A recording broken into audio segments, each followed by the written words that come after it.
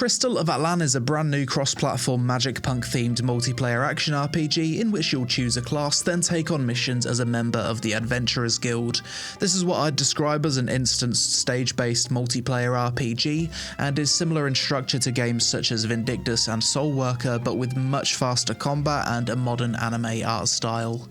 In this game you can take on dungeons both solo or in a group, challenge other players or NPCs to 1v1 PvP arena which has separate balancing to PvE modes, collect gatherables to craft gear or cook food, play waifu dress-up simulator, and play through a voice-acted story with cutscenes.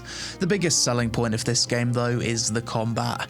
It's a lightning-fast action combat system with a big emphasis on combos, crowd control, dodging, and timing. This video is sponsored by the developers, so if you like what you see then click the link in the description below to try out the Crystal of Atlan beta for free, running from February 18th to March 5th. If you're a fan of anime and action combat, then you've got nothing to lose in giving it a try. Crystal of Atlan, new anime RPG, let's go tame some waifus. 4 classes to choose from. We've got the warrior, swordsman-like character. Yeah, he's called the swordsman. What's this? A gun user, a musketeer, clearly a mage, the magister, and you've got the puppeteer. That's an interesting class. Don't often see that in RPGs. At a glance, the puppeteer seems the most interesting, so I think we're going to go with that. Oh, hang on, there's also 2 specs. You've got Scythe Guard, then you've got Blade Maiden. So the mage class has the Elementalist and Warlock specializations. Musketeer specs has Bounty Hunter and Gunner. Yeah, the gameplay in these previews is looking very nice. I'm quite intrigued to get into the game and try it out. How about Swordsman? We've got Magiblade, like a magical swordsman. Oh, that looks nice. And the classic Berserker, big 2-handed sword, spin to win. Yeah, that's something I'd typically play. Not an easy choice, but we're going to go with Puppeteer because this Blade Maiden spec looks incredible. Intro cutscene here, we're arriving at a place called Lumiville. This is your first time on a mission, right? Don't worry, it's just a few decay. No massive exposition of dialogue, just straight into it. I like it. Talk to Ellie with the thickest pants imaginable. Chapter 1, Witch of Decay. Oh, so I've just got this puppet thing following me around.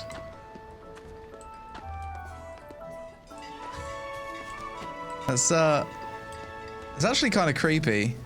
Level 2 for talking to a bloke. Gameplay unlocked and gear. So similar to a lot of these kind of games, gear that you equip doesn't visually show on your character. That's probably done with cosmetics and costumes and stuff. It's just more for stats. Fairly standard. Oh, is this going to be one of those stage-based RPGs? Okay. I mean, it's been a while since I've played one of these, but it'll be pretty fun. So, first mission, it tells me all of the rewards I can get. Solo challenge. Okay. Straight into the combat, I guess. So I've got some abilities on 1, 2, and 3. We've got some monster here in the tower. Ooh. What is that? This is my left click. That's a nice left click. It's like, is that a whip? Oh, wow. Sorry for waking you up, dog monster. Tokari Captain, energy rating D. Let's go, big damage.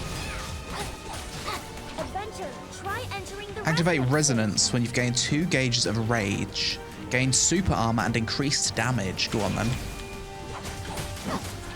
Very arcadey feeling combat so far. I appreciate that this is one of those games where you boot it up, and so far it hasn't really wasted my time with tons of cutscenes. You're very quickly into the combat, and the combat feels good straight away. Very impressive animations. The game hasn't insulted my intelligence by having me use like 2 or 3 buttons for an hour. It's given me some abilities very quickly. It's just thrown me right into the combat. I like that. Gives you a little bit of synopsis as you're progressing through the story. As a new member of the Adventurers Guild, team up with Ellie to tackle the decayed attacking Lumiville. Fairly simple story so far. I like that. Level 5 and 2 more upgradable skills. How many points? I've got 8 skill points. So I could also upgrade these, grab this. Shows my power level going up. So these seem to be my standard scythe skills, but on the left here I've got Scythe Guard and Blade Maiden. Class change unlocks at level 15. Oh, so that's not even too far away.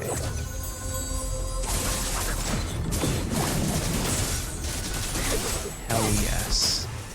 It's always a good sign when you boot up a game and the combat and gameplay feels good within the first 30 minutes. I appreciate that. Oh, that's nice. So if you skip the dialogue in this game, which realistically I kind of always do in most games, it gives you a little bit of a TLDR for the story. So if you're a story skipper like me, you can just read this little brief here and keep up with what's going on. That's a good idea. Try my new ability, number 4. Oh, that's like a cone attack. Cool. I wasn't expecting a lot of these abilities to be like skill shots, where you actually have to aim them. Here we go, another boss, big boy coming in. Crystalline Beast, he's another D-ranked monster.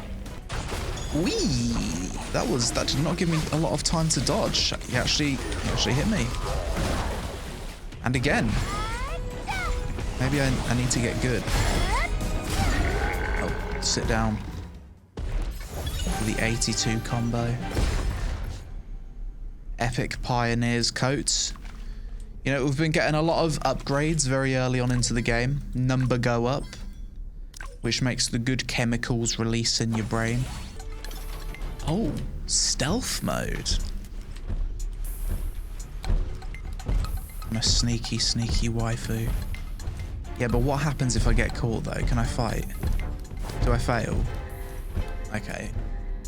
I had to just test it. It would have been cool if instead of failing the mission, you have the option to fight them, but they're super strong, like they're S-rank monsters or whatever, and they would straight up one-hit me. I think that'd be cooler than straight up failing. Yeah, I really like that these stages just chain together rather than having me go back to town constantly every 2 or 3 minutes like some other stage-based anime RPGs. Level 10 and more upgradable skills with unlocked outfit. Lots of features. Okay, upgrade some more skills. So this skill is like a combo which goes after my projection skill. Let's upgrade that.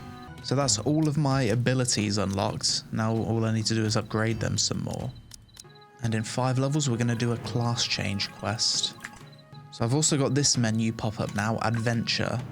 So this is what I've been playing through at the moment. And then there's 2, 3, 4, 5, 6 other chapters. So now the game's put me in some kind of dungeon where I can test out the Scythe Guard and the Blade Maiden. I mean, Scythe Guard feels really, really cool. Let's try Blade Maiden. This is going to be a hard choice.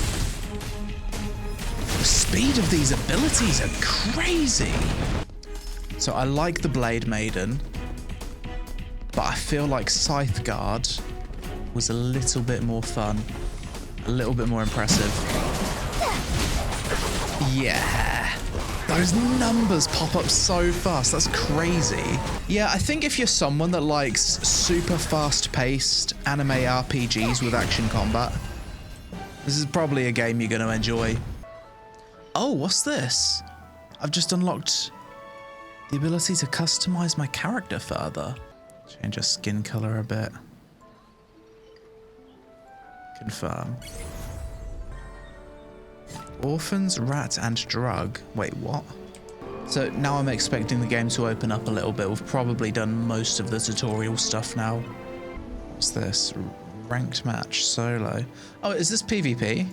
This game has PvP? Center of the field.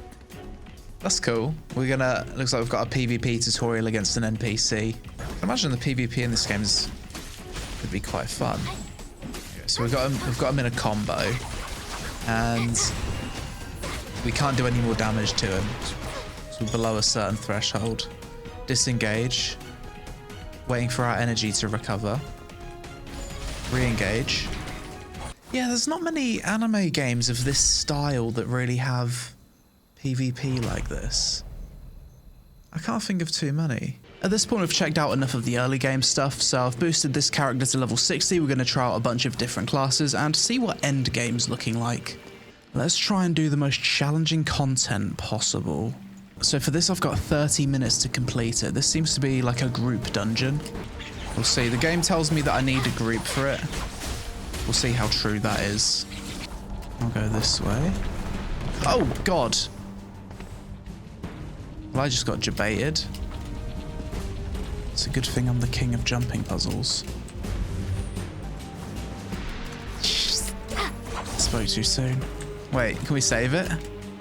No, we flopped it. Yeah, this is probably the most challenging thing I've done so far. Well, mostly because of the jumping puzzle, to be honest. I feel like the dodging really is the weakest part of this game. A lot of these dodges would be perfect dodges if the game had a perfect dodge. But it doesn't, and a lot of the AoE circles, they're so big that you can't get out of them in one dodge. Now I can see why this is intended for groups. Holy. Who needs to see the boss to kill it? Not me. Pro gamer over here. And we got him. Bloody hell. I can see why that is meant for groups. Right, testing the Magi Blade. Okay. Pop my E. Oh, that looks like a big AoE. Oh, she stunned me. Pop this. That's a hell of a combo, that one. Alright, Glenn, I've got endgame abilities equipped now. Let's see what you've got.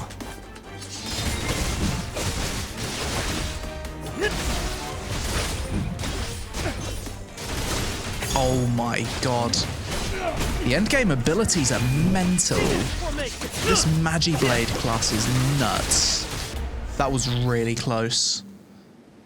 GG. Seems like a game with a pretty high skill cap when you get deep into the late game. Let's test out her endgame abilities. Wow. Yeah, the endgame abilities are pretty damn nuts. Next, I jumped on over to the Musketeer class and checked out the Bounty Hunter spec. Once again, super fast-paced combat with a lot of mobility and flashy animations. But what I found interesting with this one was that you're able to change your ammo mid-combat with different elemental augments, such as Electro, Umbro, Pyro, and Cryo. Personally though, I'm not much of a gun user in RPGs, so I switched on over to the Elementalist class, and I'm just going to let the gameplay speak for itself for a bit.